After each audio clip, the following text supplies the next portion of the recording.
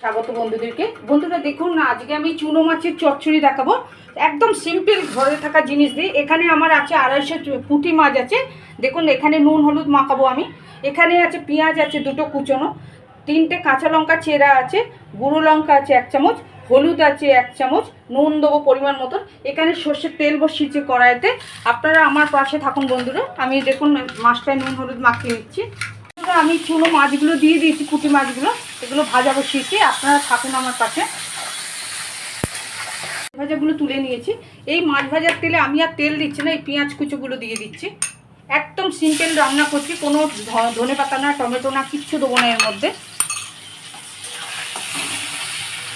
আচ্ছা, নুন দিয়ে দিচ্ছি পরিমাণ মতন,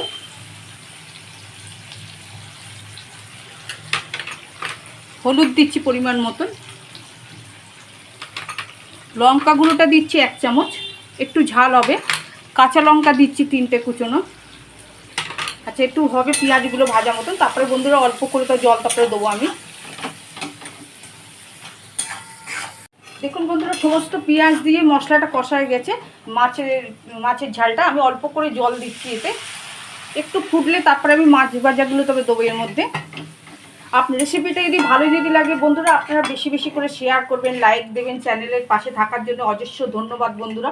নতুন বন্ধুদেরকে স্বাগত, পুরনো বন্ধুদেরকে বুক ভরা ভালোবাসা। বন্ধুরা আপনারা আমার পাশে থাকার জন্য অজস্র ধন্যবাদ আপনাদেরকে। ঝোলটা ফুটে উঠেছে মাছের ঝালে। আমি এখানে মাছগুলো ঢেলে দিচ্ছি, ভাজা মাছগুলো।